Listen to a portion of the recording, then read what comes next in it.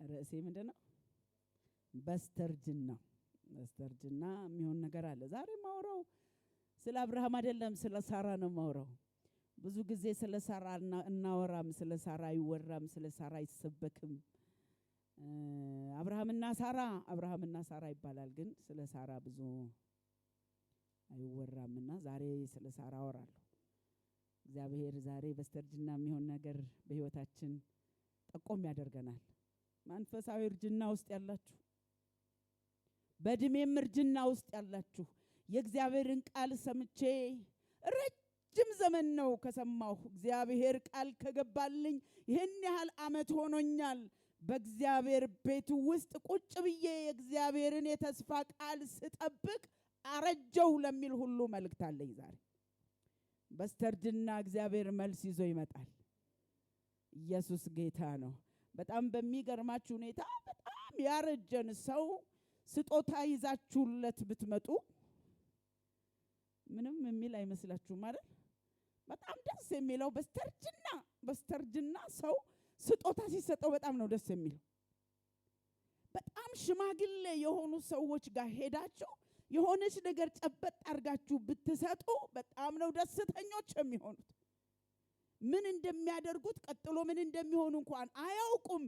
ከሰዓታት ወይም ደግሞ ከቀናት ወይም ከደቂቃ በኋላ ምን እንደሚሆኑ ሳያውቁ በጣም ነው ደስ የሚላቸው። አይገርማችሁ?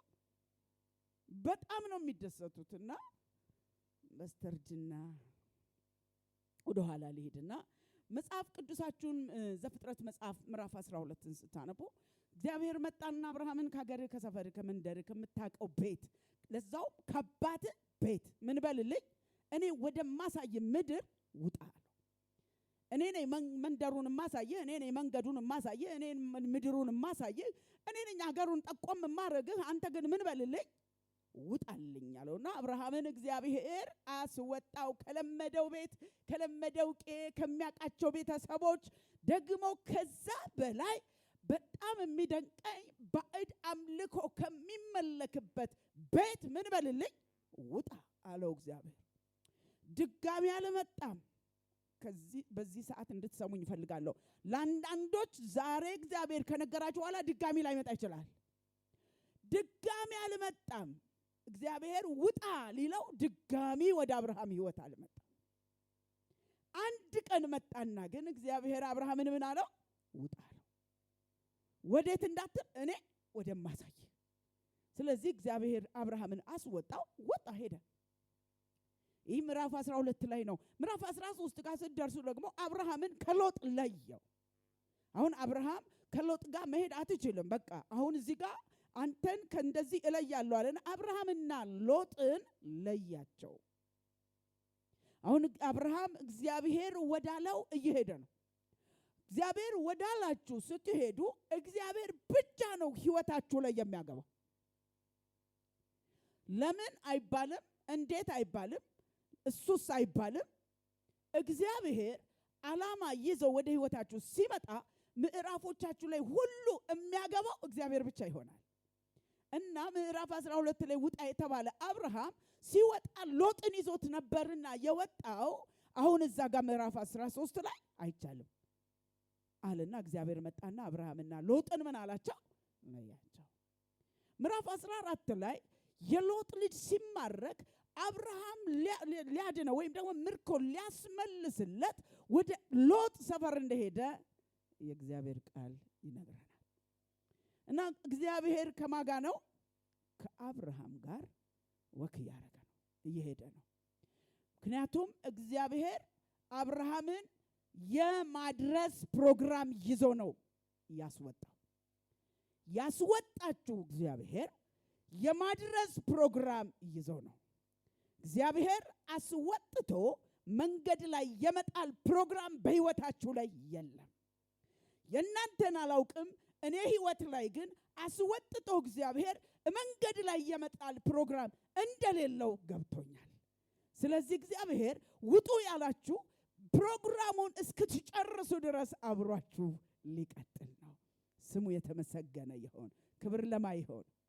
ለእግዚአብሔር ይሁን። ከዛ ምዕራፍ 15 ላይ መጣና እግዚአብሔር እንደዚህ አለው፣ ከዚህ በኋላ ይልና እግዚአብሔር ቃል እንዲህ ሲል በራእይ ወደ አብርሃም መጣ። አብርሃም ሆይ አትፍራ አለውና እኔ ላንተ ጋሻህ ነኝ። ኢየሱስ ጌታ ነው። እኔ ላንተ ጋሻህ ነኝ። አብርሃምም እግዚአብሔር አምላክ ሆይ ያለ ልጅ ቀረው፣ ያለ ልጅ የቀረው ስለሆንኩ የቤቴ ወራሽ የደማስቆ ሰው ኤሌዘር ነው። ታዲያ ምን ትሰጠኛለህ? አንተ ልጅ ስላልሰጠኝ ከቤቴ አገልጋይ አንዱ ወራሼ መሆኑ አይቀርም። ይህንን የሚያወራው አብርሃም ከእግዚአብሔር ጋር ትናንትና ምንም ሳይሟገት ወዴት ለምን እንዴት ያላለ አብርሃም አሁን መጣና እግዚአብሔር እኔ ላንተ ጋሻህ ነኝ አትፍራ ሲለው ምን የሚያስፈራ ነገር ውስጥ ተከብቤ እድሜ እየጨመረ እየገፋ እየሄደ ወራሽ የሚባል ሰው ማከል እያደገ እየመጣ ኤሌዘርን የሚያክል ሰው እቤቴ እያየህ እንዴት አትፍራ ትለኛለህ? ከዚህ የበለጠ ፍርሃት ሊገጥመኝ ይችላል ብዬ አላስብም ያለ ይመስለኛል አብርሃም።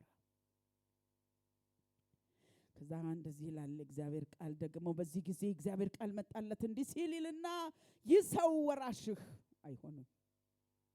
ክብር ለኢየሱስ ይሁን። አንተ የፈራኸው ወራሽህ አይሆንም አለው። ስሙ ይቀደስ።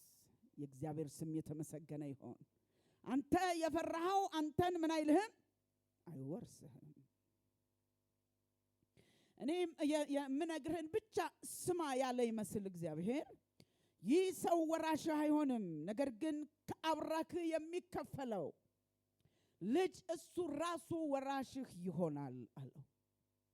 የእግዚአብሔር አብርሃምን ምን እያለው ነው? እየተከተለው ነው። የተከተለ ከልቡም ጋር አውርቶ ሳይጨርስ ወደዛም ወደ ግራም ወደ ቀኝም መክሮ ሳይጨርስ አንድ ነገር አስቦ ሳይቋጭ እግዚአብሔር እየመጣ አብርሃምን ያወራዋል። ምዕራፍ 16 ላይ የአብርሃም ሚስት ሶራ እንዲህ ይላል። ልጅ አይደለም የሚለው ልጆች አልወለደችለትም ነበር ይላል። ለካ ሳራ ለልጅ አይደለም ለልጆች ነው የታሰበችው። ክብር ለጌታ ለኢየሱስ ይሁን። በስተርጅና መልእክቴን ያዙልኝ። በስተርጅና ለካ ይቺ ሴት የታሰበችው ብዙ ልትወልድ ነው። ልጆች ልትወልድ ነው። ልጆች ልትወልድ ዝም ተብላለች። አልወለደችለትም ነበር። እርሷም እንዲህ አለችው፣ አጋር የምትባል ግብፃዊት አገልጋይ ነበረቻትና አብርሃም እግዚአብሔር ልጅ እንዳልወልድ አድርጎኛል። ስለዚህ ምናልባት በእርሷ በኩል ልጆች የተባሉትን አገኝ እንደሆነ ሂድና አጋር ጋር ምን በል ግባ አለችና ወደ አጋር ሸኘችው አብርሃምን። አብርሃምም እሱም የሚፈልገው ልጅ ስለነበረ ከአጋር ከሳራ ሐሳብ ጋር ተስማማ ይላል። ምዕራፍ 16 ቁጥር 2 እና 3 ስታነቡ እና አብርሃም በከነዓን ምድር 10 ዓመት ከኖረ በኋላ ሚስቱ ሶራ ግብፃዊት አገልጋዩን አጋርን ሚስት እንድትሆነው ለባሏ ሰጠችው። ይሄ በእነሱ ልማድ ገረዶችን ወይም ደግሞ አገልጋዮቻቸውን ሚስት አድርጎ መውሰድ እንዲህ አይነት ልማድ ስለነበረባቸው እሱን እንደተደረገ መጽሐፍ ቅዱስ ታነቡና ስታጠኑ ታገኛላችሁ። እንደሱ ሆነ። ወደ አጋር ገባ፣ ወለደችለት። አጋር ስሙንም ማናለው ይላል? እስማኤል አለው። አሁን እግዚአብሔር በስራ ላይ ነው። ልክ አጋር ወደ አጋር ከገባ በኋላ እግዚአብሔር ከአብርሃም ድምፁ ራቀ። እስከዚህ ቀን ድረስ አብርሃምን እግዚአብሔር እየመጣ ያወራው ያናግረው ነበር። ልክ እስማኤል ወደ 20ዎቹ ዓመት ሲደርስ እንደገና እግዚአብሔር መጣ። ዛሬ እግዚአብሔር ነገር ያረጀባችሁ ይሄ በቃ ተስፋ ቆርጫለሁ የምትሉ ሰዎች በደንብ እንድትሰሙኝ እፈልጋለሁ። እግዚአብሔር ይመጣል። ስለተናገረው ስለገባላችሁ የተስፋ ቃል እግዚአብሔር የታመነ ነው። አንድ ቀን ብቻችሁን መጥቶ ማንንም ጉባኤ ሳይጠራ ያወራችሁ እግዚአብሔር ታማኝ ነው። የተናገረውን ይፈጽማል። እና አብርሃም እስማኤልን ሲወልድ 86 ዓመቱ ነበር። ከዛ ግን እግዚአብሔር አብርሃምን ማድረግ ያለበትን ነግሮታል። አንድ ነገር አለው ይላል። ስለ ግርዘት እንዳወራው መገረዝ ያለባቸው ሰዎች ቀጥሎ ባለው ዘመን መገረዝ እንዳለባቸው ሊያወራው ፈለገና አብርሃም እድሜው 99 ዓመት በሆነ ጊዜ ተገለጠለትና እንዲህ አለው፣ እኔ ኤልሻዳይ ነኝ፣ በፊቴ ተመላለስ፣ ነቀፋ አይኑርብህ፣ በእኔና ባንተ መካከል የተመሰረተውን ኪዳን አጸናለሁ፣ ዘርህን እጅግ አበዛለሁ አለው። በግንባሩም በመሬት ላይ ተደፋ። እግዚአብሔርም እንዲህ አለው፣ እነሆ የምገባልህ ኪዳን ይህ ነው፣ የብዙ ሕዝቦች አባት ትሆናለህ አለው። እግዚአብሔር ምዕራፍ 17 ላይ ይሄን ታገኛላችሁ።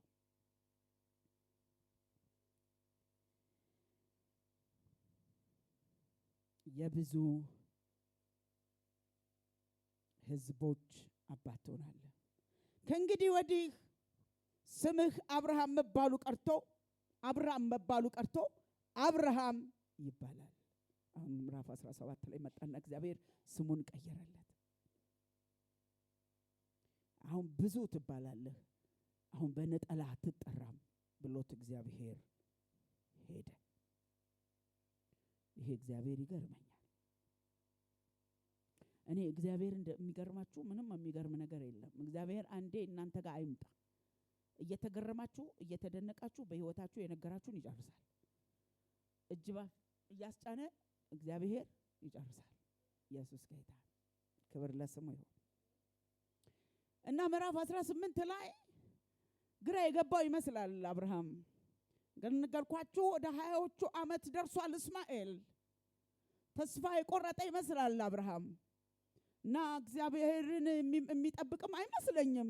ግን ደግሞ ንቅት ያለ ሰው ነው። ደግሞ ስታዩት ሸምግሏል አብርሃም እና ደጅ ቁጭ ብሎ እግዚአብሔር ተገለጠ ይላል። እግዚአብሔር ተገለጠለት ይልና ቀና ሲል ግን 3 ሰዎች አየ ይላል። መቼም እግዚአብሔር የተገለጠለት ሰው የትኛውንም ነገር ሚስ ያደርጋል ብዬ አላስብም። እግዚአብሔር ሲገለጥለት 3 ሰዎች መተው ፊቱ ሲቆሙ ብድግ ብሎ እነሱ ስር እየሰገደ እባካችሁ አትለፉኝ፣ አትሂዱ፣ ከዚህ ጥቂት ነገር ላምጣላችሁ፣ እምትቀምሱት ግዴላችሁ ብሎ ለመናቸው ይላል። እና አብርሃም የተቀመጠበት ቦታ እዛው እዛፉ ስር ትቷቸው ወደ ቤት ገባ። እጥላ ስር አስቀምጧቸው ሄደ። ዛሬ የተቀመጣችሁበት ቦታ ጌታ ይመጣል። የመጨረሻ ዛሬ የሚሰማ ሰው አለ። ኧረ አሜን። ለመጨረሻ ጊዜ የእግዚአብሔርን ንግግር በእውነት ወሳኝ ነገር የሚሰማ ሰው አለ። ያድናል ኢየሱስ። እና የተቀመጠበት እዛው ደጃፍ ላይ እዛው ጥላ ስር እዛው ዛፍ ስር ቁጭ አድርጓቸው ሄደ። የመጣው የተገለጠው እግዚአብሔር ነበር። እና ሄደና አንጎዳጎደ። ላስተናግድበት የሚፈልገውን ነገር በሙሉ እንደ ትናንትናው ሳራ የሚገባትን ስራ እንድትሰራ እሱ የሚገባውን እንዲያደርግ ሎሌዎቹም የሚገባቸውን እንዲያደርጉ አደረገና ይዞላቸው መጣ። የሚበሉት የሚጠጡትን ይዞላቸው መጣ። ምዕራፍ 18 ቁጥር 9 ላይ እንደዚህ ይላል። እንደዚህ ይላል። እነርሱም ይላል አብርሃምን ሚስት ሳራ ወዴት ነች ብሎ ጠየቁ። የት ነው ያለችው? አሁን ብቻ ብቻውን እንግዳ የሚያስተናግድ የመሰለው አብርሃም ለካ ቤቱን ሁሉ የሚያውቅ ነው የመጣው። ያድናል ኢየሱስ። ብቻህን እያወራህ የመሰለህ ዛሬ እግዚአብሔር ቤትን ሁሉ ሊያስብ ሊመጣ ነው። ሃሌሉያ። ዛሬ በዚህ ንግግር ከነ ቤተሰቡ የሚታሰብ ሰው አለ። ክብር ለኢየሱስ ይሁን። ሳራ ወዴት ናት አሉት። ሲጠይቁት ድንኳን ውስጥ ናት። ድንኳን ውስጥ ናት አለች። አዎ ሳራ አለች። አዎ እንግዲያው አንድ ነገር እንናገር። የዛሬ ዓመት በዚሁ ጊዜ በርግጥ እመጣለሁ፣ ተመልሼ እመጣለሁ።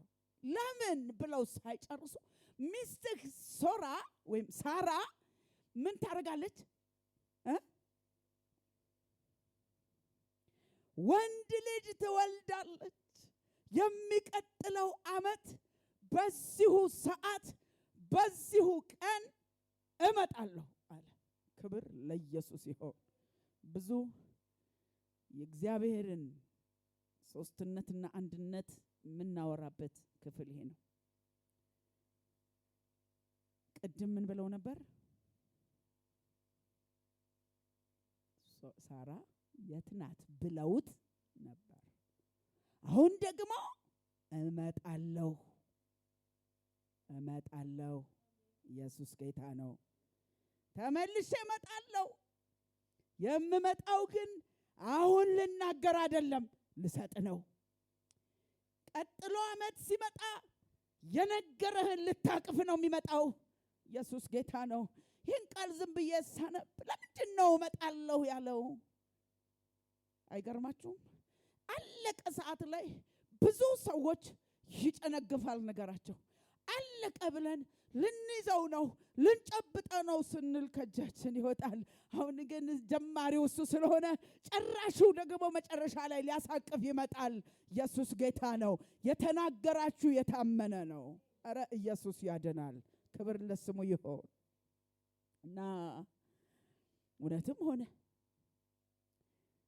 ሳራም እንዲህ አለች። በዚህ ጊዜ ከበስተጀርባው ካለው ከድንኳኑ ደጃፍ ሆና ትሰማ ነበርና በዚያን ጊዜ አብርሃምና ሳራ አርጅተው ነበር፣ እድሜያቸው ገፍቶ ነበር። ሳራ ልጅ የመውለጃዋ እድሜ አልፎ ነበር። ሳራ በልቧ ካረጀሁና ጌታዬም ከደከመ በኋላ በዚህ ነገር መደሰት ይሆንልኛል ብላ ሳቀች። ትናንት ሲነገረን እግዚአብሔር ምድረ በዳ ላይ ማንችለው የማይቻል የሚመስለው ሁኔታ ላይ መጥቶ ሲያወራን ንግግሩ ፌዝ መስሎን አስቆን ይሆናል። አሁን ግን የምር የሚቀጥለው ዓመት ያለ ጌታ ቀን ወስኖ ይመጣል። ኢየሱስ ጌታ ነው። ሳቀች። የሚካድ ሳቅ ሳቀች። ሳቅሽ አልሳኩም ማለች። ሳቅሽ እንጂ የሚካድ ሳቅ፣ የምር ያልሆነ ሳቅ።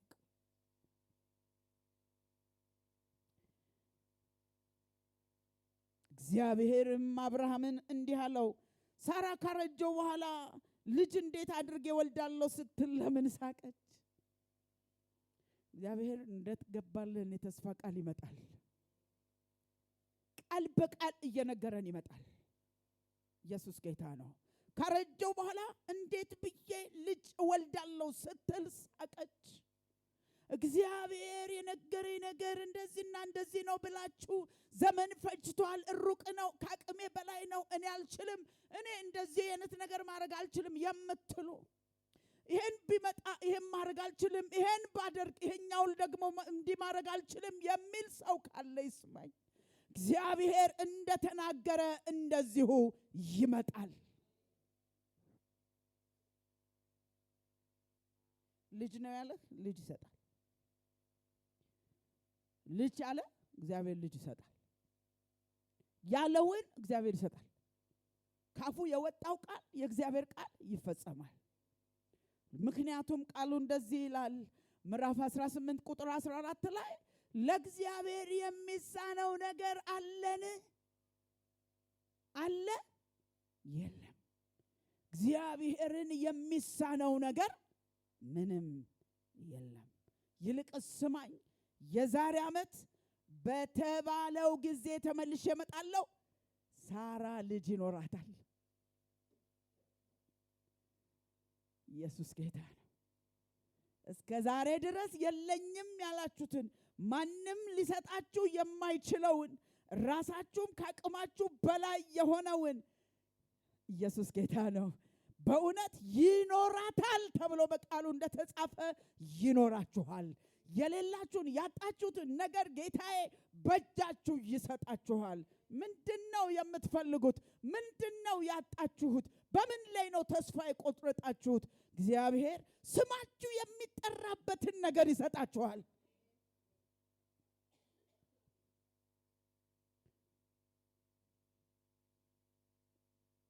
ከዚህ በኋላ ይኖራችኋል። የምትፈልጉት ነገር ምንድነው?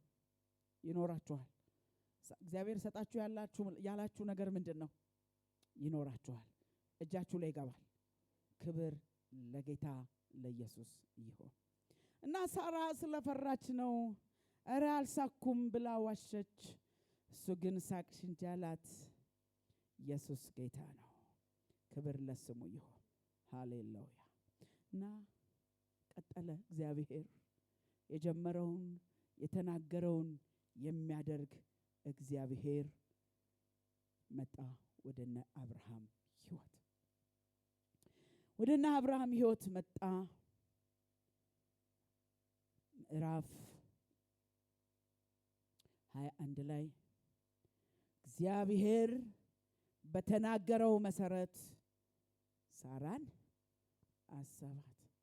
ከተናገረው ውጭ አይሆንም። በተናገረው መሰረት ግን ሳራን አሰባት። መጣ እግዚአብሔር ወደ ሳራ። ኢየሱስ ጌታ ነው። ይመጣል። እግዚአብሔር እያወራኝ ነበር በዚህ ቃል እንደ ቤተ ክርስቲያን፣ እንደ ቤተሰብ፣ እንደ ሀገር እግዚአብሔር እንደተናገረው ይመጣል። በተናገረው መሰረት ያስብሃል። በተናገረው መሰረት ያስብሻል። ከተናገረው ቃል አንዳች አትወድቅም። እግዚአብሔር እንደተናገረው ሳራን አሰባት። ከዛ የገባውን ተስፋ ፈጸመላት ይላል። ማሰብ አንድ ነው። ማሰብ አንድ ነው።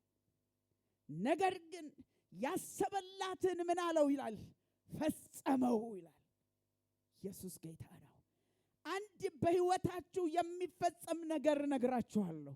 እግዚአብሔር የገባላችሁን የተስፋ ቃል ማሰብ አንድ ነው። ወደ እናንተ እየመጣ ያለላችሁ ሰዎች አላችሁ። ሌላው ደግሞ ፍጻሜውን የሚቀበል አለ። ሃሌሉያ። እንደተናገረው አሰባት ይልና የገባውንም ተስፋ ደግሞ ፈጸመላት። ሌላ አይደለም። እሱኑ ሊያደርግ ነው ያሰበህ። ያን በልጅነት የነገረህን ያ በማትችልበት ሁኔታ ውስጥ ሆነህ ያወራሽን ምንም ማድረግ በማትችሉበት ሰዓት መጥቶ የነገራችሁን እሱን ሊፈጽም የኔ ጌታ ይመጣል። ክብር ለኢየሱስ ይሁን። ይህን ነገር ማንም መፈጸም ስለማይችል እግዚአብሔር ብቻ ካልሆነ በስተቀር ክብር ለስሙ ይሁን። ከዛ ሳራ ጸነሰች ይላል። አይገርምም? የማይቻል ነገር ብቅ አለ። የጸነሰ ሰው ይታወቃል አይታወቅም? ያስታውቃል። ምን ነው ጭንቅላታችሁን ትነቀንቃላችሁ? አያስታውቅም እንዴ? ያስታውቃል ነው። አልገባችሁም? የጸነሰ ሰው ይታወቅ ይሁን አይታወቅ እያላችሁ ነው። ምንም ያስታውቃል። የጸነሰ ሰው ያስታውቃል። ጸነሰች። በጣም የገረመኝ ደግሞ ጸነሰችልና ልክ እግዚአብሔር ባለው ጊዜ ሃሌሉያ እግዚአብሔር ባለው ጊዜ ለአብርሃም ወንድ ልጅ ወለደች ይላል። ካለው ጊዜ አላለፈም። ባለው ጊዜ ማን ባለው? እግዚአብሔር ባለው ጊዜ። ክብር ለጌታ ለኢየሱስ ይሁን። ወንድ ልጅ ወለደችለት። አብርሃም ሳራ የወለደችለት ልጅ ስሙን ይስሐቅ አለው። በጣም በብዙ እዚህ ምዕራፍ ላይ ነው የሳራ ስም በጣም የሚጠራው። ወለደችለት። ሳራ የወለደችለትን ልጅ ስሙን ይስሐቅ አለው ይልና እግዚአብሔር ባዘዘው መሰረት ልጁን ይስሐቅን በተወለደ በ8ኛው ቀን ገረዘው። አብርሃም ልጁ ይስሐቅ ሲወለድለት ዕድሜው 100 ዓመት ነበረ። ከዚህ በኋላ መልእክቴ ይህች ናት። ሳራም እግዚአብሔር ይስሐቅ አድርጎልኛል፣ ስለዚህ ይህንን የሚሰማ ሁሉ ከኔ ጋር ይስቃል አለች። ክብር ለኢየሱስ ይሁን። አሁን የሚሰማ ሁሉ አይደለም የሚያይ፣ ስለ ሳራ የሰማ በሙሉ ይስቃል። ክብር ለጌታ ለኢየሱስ ይሁን። ያን ያህል ዕድሜ ስትኖር እያዩአቸው እግዚአብሔር ብለው ወጥተው እግዚአብሔር ጥራን ብለው ወጥተው ምን አለ እሷን ትቷት ቢወጣ፣ ምን አለ እኔስ ብቀር፣ እሱ እግዚአብሔር ተናገረኝ ሲል ወደ ኋላ ብቀር። እማይባል ነገር የለም ይባላል። እማይባል እዚህ ላይ ያልተጻፈ ግን በልባችን ልናወራው የምንችል አብርሃም የሚባለውን ሽማግሌ በ70 ዓመት በ75 ዓመቱ ሲወጣ ምን ነው ተከትዬ ባልወጣው ሳትል አትቀርም። ለምን ስትሉ ያያት በሙሉ ፊቱን ያጨማድድ ነበር ማለት ነው። አሁን ከዚህ በኋላ እኔን የሚያይ ይስቃል አለች። ክብር ለኢየሱስ ይሁን። ብዙ ስታወራ በልቧ የነበረች ሳራ፣ ብዙ ስትል የነበረች በገረዷ ልጅ እንኳን ሲሳቅባት ስትናቅ የነበረች ሳራ፣ ደስታዋን የተነፈገች ሳራ፣ ምናልባት እስማኤል በመወለዱ አብርሃም ቤቱ ውስጥ ትንሽ መሳቅ ጀምሮ ሊሆን ይችላል። ምንም እንኳን የተስፋ ቃሉ ባይሆን ልጅ የሚባለውን ስላየ እቤት ውስጥ ደስ ደስ ብሎት ሊሆን ይችላል። ለምን እንደሆነ እንደዚህ እንዳልኩ በኋላ አሳያችኋለሁ። ሳይስቅ የቀረ አይመስለኝም አብርሃም። ነገር ግን ሳራ ሁል ጊዜ ያችን በጓዳ አንድ ቀን ሚስት ሳራ የሚቀጥለው ዓመት ወንድ ልጅ ትወልድልሃለች የሚባለውን ድምፅ ሰምታ የሆነ ነገር እየከነከናት ይሆን እንደው ይሆን እያለች የምትጠብቅ አይመስልም። ግን አንድ ቀን መጣ። እግዚአብሔር የተናገረውን ሊያደርግ ሳራን ሊያስብ፣ ሃሌሉያ፣ ሳራን ሊያስብ መጣ። እግዚአብሔር በእውነት እንዲህ ብሎኛል፣ የመታሰቢያ ዘመን ነው ብሎኛል፣ የመታሰቢያ ጊዜም ነው ብሎኛል ለቤተ ክርስቲያን። ሃሌሉያ። ብዙ ሰዎች የተስፋ ቃል በሹክሹክታ እርግጠኛ በማይመስል ነገር ሰምተው ቁጭ ብለው የሚጠብቁ ሰዎች የእግዚአብሔርን መልስ የሚታቀፉበት ጊዜ ነው። ክብር ለኢየሱስ ይሁን። ሳራን ምን አላት ይላል? አሰባት፣ እንደተናገራትም ፈጸመላት። ከዛ ተወለደ፣ ይስሐቅ ተወለደ። በቃ እንዲህ አለች፣ ከዚህ በኋላ እኔን የሚያይ ሰው በሙሉ ምን ይላል? ከንፈር መጦ ያለፈ ሁሉ አይሻልም? ብትተወው፣ መጠባበቁን ብትተው አይሻልም? ምክንያቱም እግዚአብሔር ሲናገረን ነበር ከማለዳ ጀምሮ። ምንም እንኳን በለስ ምን ባትል ምንድነው የምትጠብቁት? ምንድነው የምትጠብቂው ከዚህ በኋላ ብትሏት ሳራን ምንም ሞት ምናልባት በሰላም መሄድ ቢሆን ዘመኔን በሙሉ እዛኛው ቤት ስገባ እዚኛው ቤት ሲሄድ አብርሃምን ወንድሜ ነው እያልኩ በመጣው ረሃብ በመጣው ችግር በሙሉ አንዴ ወንድሜ ነው፣ አንዴ ባሌ ነው፣ አንዴ አባቴ ልጅ፣ አንዴ እህቴ እየተባባልን የኖርነውን ዘመን እሱን አስቤ ምናልባት እንደው እሱ ከቀደመ እኔ ቀብሬው አንቺ ምን ጠብቂያለሽ ብትባል እኔ ደግሞ በቀድም እሱ ቢቀብረኝ በፍጹም ልጅ አቅፌ ለግሞ ልጅ አጥብቼ በፍጹም ብትጠየቅ አይደለም ሳራን ዛሬ መታችሁ እኔን ብትጠይቁኝ ይሄን ነው የምመልሰው። ቀጣይ ዘመን ምንድነው ብትሉ ምናልባት ጌታን ላገለግል በሰጠኝ እድሜ እንጂ ልጅ አስባለሁ አልልም። እኔም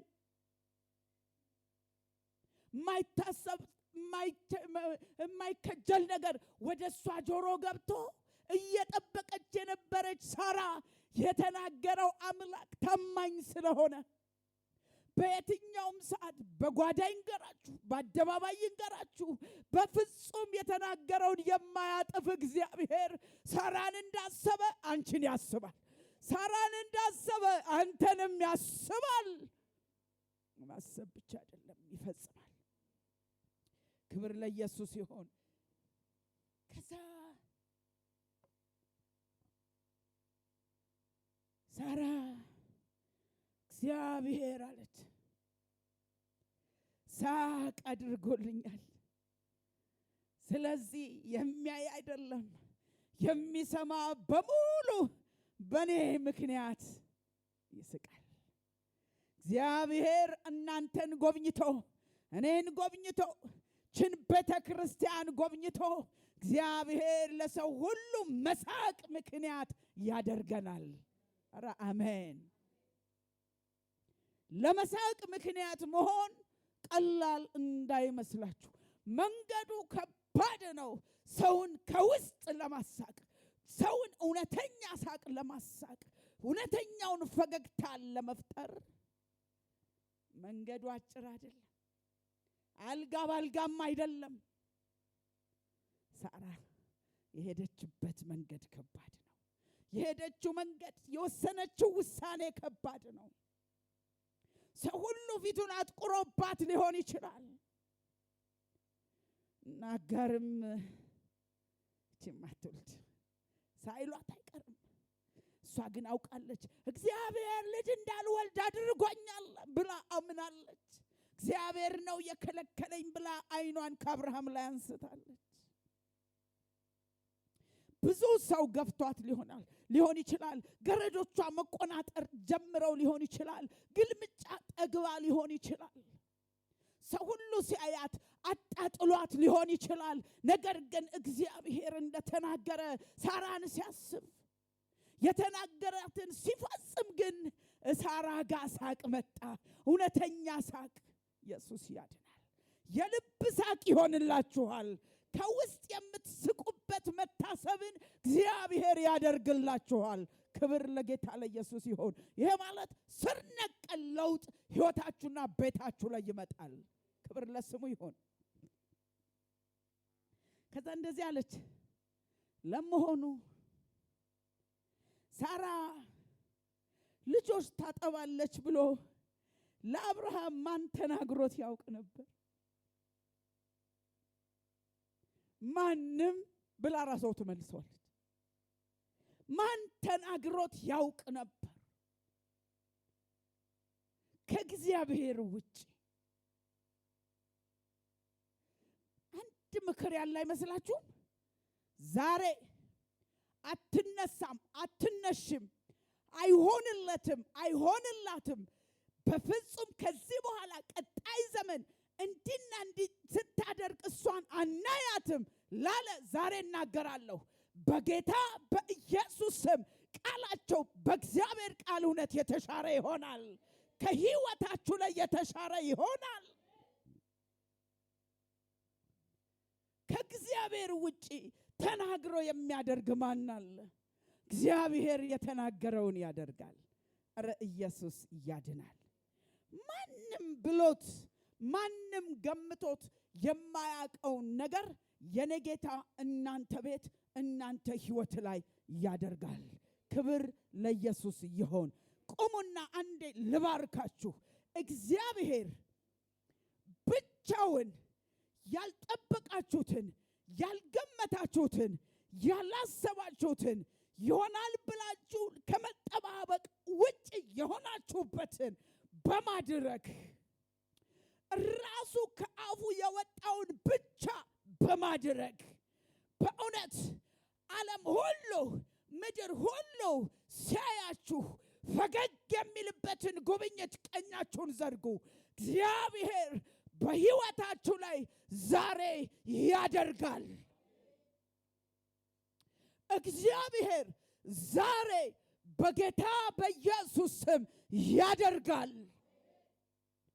ሰው ሁሉ ሲያያችሁ የሚስቅበት ደስ የሚልበት ያንን የፈገግታውን ምንጭ እናንተ ላይ የሰማይ አምላክ እግዚአብሔር ይከፍተዋል። አሜን። ይክፈተው። ተቀመጡ። ያደርገዋል። የኔ ጌታ ኢየሱስ ጌታ። 10 ቃሉን እገልጠዋለሁ። እዚህ ቁጭ ብዬ 10 እገልጠዋለሁ። እግዚአብሔር አደርገዋለሁ ይለኛል። ሳራን እንዳሰበ እናንተን መቼ? በስተርጅና በማትችሉበት ሰዓት፣ ባቃታችሁ ሰዓት ብላችሁ በጨረሳችሁ ሰዓት ኢየሱስ ያድናል። ተስፋ የምታደርጉበት ሁኔታ፣ ተስፋ የምታደርጉበት ቀን፣ ተስፋ የምታደርጉበት ሰው፣ ተስፋ የምታደርጉበት ዘመን ከእጃችሁ ባለቀ ጊዜ የኔ ጌታ ሃሌሉያ፣ ጊዜ በእጁ የሆነ ከዛ እንዲህ አለች፣ ለመሆኑ ሳራ ልጆች ታጠባለች ብሎ ለአብርሃም ማን ተናግሮት ያውቅ ነበር? ይሄንን መጠቀም የፈለኩት አማርኛው በጣም ስለተመቸኝ ነው። መጽሐፉ እንዲህ ይላል፣ ይኸው በስተርጅናው ወንድ ልጅ ወለድኩለት አለች። ይኸው ምን ማለት ነው ታውቃለች? በስተርጅናው ነው ያለችው። በስተርጅና አይደለም ያለችው። ሰምታችሁኛል? ይኸው በስተርጅናው የኔ ጌታ ሃሌሉያ፣ በስተርጅናው ወንድ ልጅ ወለድኩለት አለች። ክብር ለኢየሱስ ይሁን።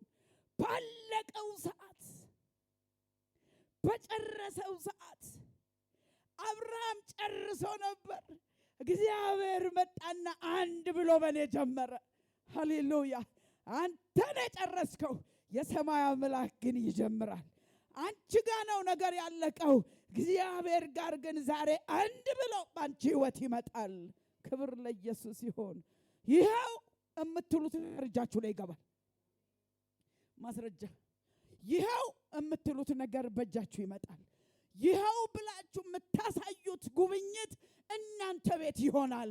ይኸው የምትሉት ጉብኝት እናንተ ቤትና ህይወት ላይ ይሆናል። ክብር ለኢየሱስ ይሁን። በስተርጅናው ማስረጃ ይዛ ብቅ አለች። እርጅናን መጠባበቅን የሚያስጥል ጉብኝት። በቃ ከዚህ በኋላ የምትጠብቅ ይመስላችኋል? ሳራ የምትጠብቅ ይመስላችኋል? በቃ እኮ አንዱ ልጆች ሆነ። ኢየሱስ ያድናል። አንዱ ልጆች ሆነ። ክብር ለስሙ ይሁን። ከዛ ሕፃኑ አደገ፣ ጡት መጥባት ተወ።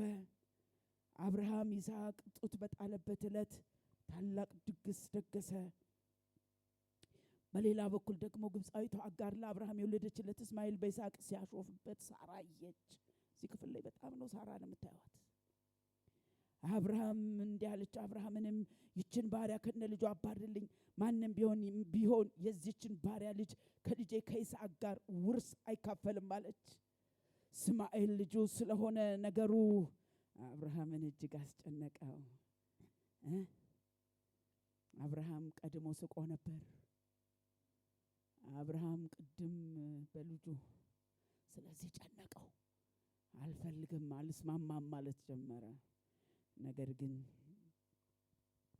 እግዚአብሔር አብርሃምን እንዲህ አለው ይላል፣ ስለ ልጁም ሆነ ስለ አገልጋይህ ሐሳብ አይግባህ። ዘር የሚጠራልህ በይስሐቅ በኩል ስለሆነ ሳራ የምትልህን ሁሉ ስማ። ኢየሱስ ያድናል። እስቲ ተራ ነው በሉ። አሁን ተረኛ ነው በሉ። እስቲ አሁን የምትሰሙበት ጊዜ ነው። እግዚአብሔር እናንተን ተከትሎ የሚያወራበት ጊዜ ነው። ስማት ስማ የሚባልበት ጊዜ። ሃሌሉያ! ክብር ለኢየሱስ ይሁን። ይሄን ሊያደርግ ጌታ መጣ። ይሄን ሊያደርግላት መጣ። ስማት። እውነት ነው። ኪዳን የምገባው ከገባሁልህ የተስፋ ቃል ጋር ነው። መጨረስ የምፈልገው ይሄንን ነው። በይስሐቅ ነው ዘር የሚጠራልህ። ስማት የምትልህን አድርግ። የአገልጋይህ ልጅ ያንተ ልጅ ነው፣ የሳራ ግን የኔ ነው እያለ ነው እግዚአብሔር። በስተርጅና ሊፈርድ መጣ እግዚአብሔር። ሊያወራ መጣ እግዚአብሔር። የአገልጋይ ልጅ ያንተ የራስህ ልጅ ነው፣ የኔ ልጅ ግን ከሳራ የሰጠው ነው። ክብር ለኢየሱስ ይሁን። በስተርጅና ባለቀ ሰዓት ላይ መጥቶ ጌታ ያስቃቸዋል። እንደዚህ የምታወሩትና የሚወራ ታሪክ እግዚአብሔር ይሰጣችኋል። ክብር ለስሙ ይሁን። አንድም ሁለትም ሳያስብ የምትይዘውን አስይዞ አጋርን አስወጣ ይላል። ስለዚህ ማውራት አልፈልግም። ማውራት የምፈልገው ስለ ሳራ ስለሆነ በስተርጅና ይቻላል። መልስ መሆን ይቻላል። መልስ መሆን ይቻላል። የመጎብኛ ምክንያት መሆን ይቻላል። አልቆባችኋል። የምትችሉበት ሰዓት አይደላችሁ። ነገሩ የሚሆን አይመስልም። በስተርጅና ነገር ተከናውኖ ታገኛላችሁ። በእናንተ ባለቀ ሰዓት፣ ለእናንተ